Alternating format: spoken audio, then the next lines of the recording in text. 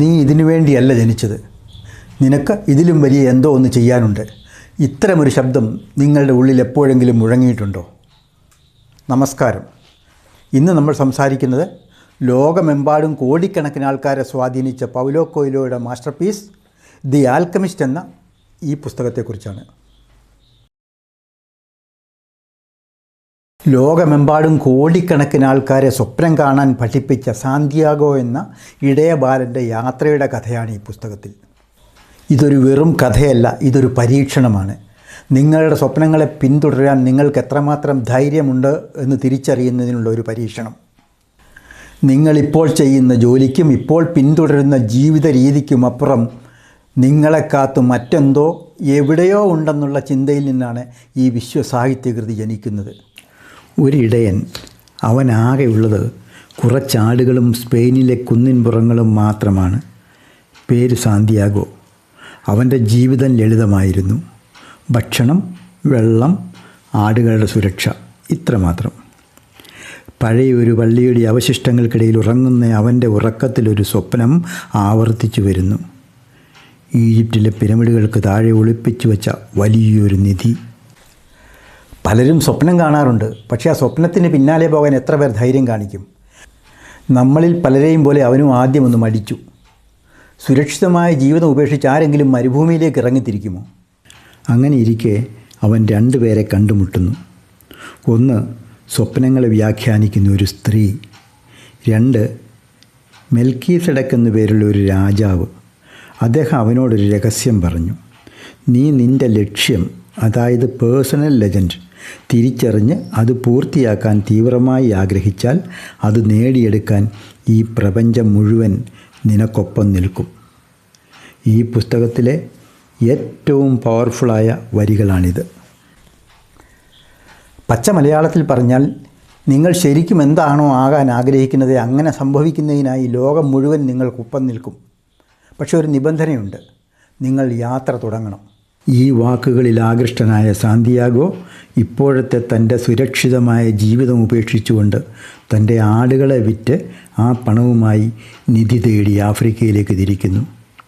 പക്ഷേ അവിടെ അവനെ കാത്തിരുന്നത് ഭാഗ്യമല്ലായിരുന്നു, മറിച്ച് ക്രൂരമായ ചതിയായിരുന്നു. എത്തിയ ഉടനെ അവൻ്റെ കയ്യിലുള്ള പണം മുഴുവൻ മോഷ്ടിക്കപ്പെട്ടു. ഒരു മരുഭൂമിയിൽ അവൻ ഒറ്റയ്ക്കായി. പക്ഷേ അവൻ തോറ്റുകൊടുക്കാൻ തയ്യാറല്ലായിരുന്നു. ഒരു ഗ്ലാസ് കടയിൽ ജോലി ചെയ്ത് അവൻ വീണ്ടും പണം സമ്പാദിച്ചു. ഒരു വർഷത്തിന് ശേഷം അവൻ യാത്ര തുടർന്നു, ഒരു വലിയ സംഘത്തിനൊപ്പം മരുഭൂമിയിലൂടെ. യാത്രക്കിടയിൽ ഒരു മരുപ്പച്ചയിൽ വെച്ച് അവൻ ഫാത്തിമ എന്ന പെൺകുട്ടിയെ കണ്ടുമുട്ടുന്നു. അവളുമായി അവൻ പ്രണയത്തിലാകുന്നു. അവിടെ സുരക്ഷിതമായി അവളോടൊപ്പം കഴിയാൻ അവൻ ആഗ്രഹിച്ചെങ്കിലും തൻ്റെ ലക്ഷ്യം പൂർത്തിയാക്കാതിരിക്കുന്നത് ശരിയല്ലെന്ന് അവൻ തിരിച്ചറിയുന്നു. അവൻ യാത്ര തുടർന്നു. ആ യാത്രക്കിടയിൽ അവൻ ആൽക്കമിസ്റ്റിനെ കണ്ടുമുട്ടി. സാധാരണ ലോഹങ്ങളെ സ്വർണ്ണമാക്കി മാറ്റാൻ കഴിയുന്ന വിദ്യ കൈവശമുള്ള ഒരാൾ.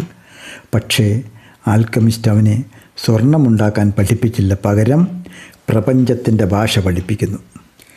ഹൃദയത്തെ വായിക്കാനും ഭയത്തെ മറികടക്കാനും അദ്ദേഹം അവനെ പഠിപ്പിച്ചു. നിൻ്റെ ഹൃദയം എവിടെയാണോ അവിടെയായിരിക്കും നിൻ്റെ നിധിയും. അവർ മരുഭൂമിയിലൂടെ യാത്ര തുടർന്നു. കാറ്റായി മാറാനും പ്രപഞ്ചത്തിൻ്റെ ഭാഷ സംസാരിക്കാനും സാന്തിയാഗോ പഠിച്ചു.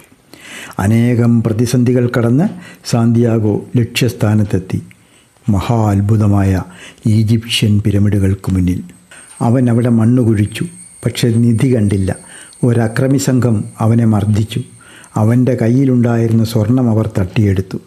കൂട്ടത്തിലൊരാൾ അവനെ പരിഹസിച്ചുകൊണ്ട് പറഞ്ഞു, എനിക്കും ഇതുപോലെയൊരു സ്വപ്നമുണ്ടായി.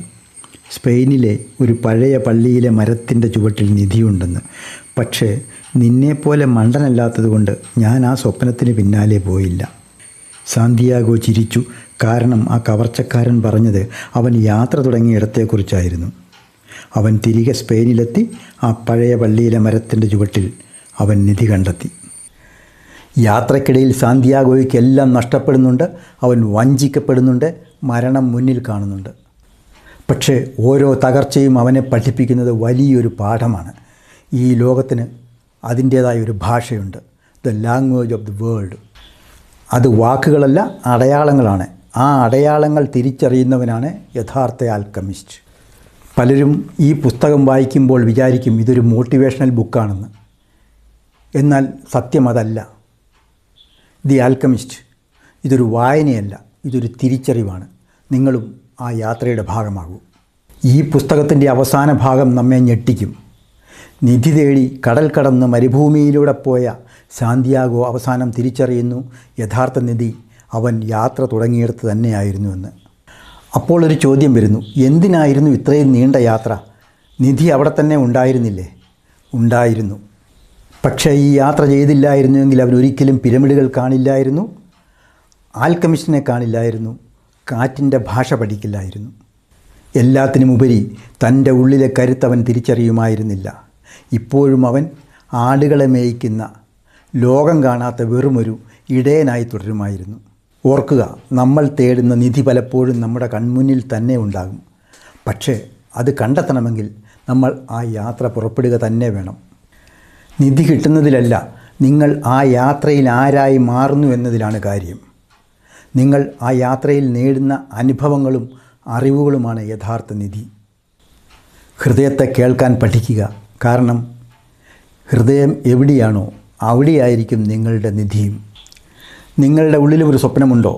എങ്കിൽ അത് തേടി ഇറങ്ങാൻ വൈകരുത്. ലോകം നിങ്ങൾക്കൊപ്പം നിൽക്കും.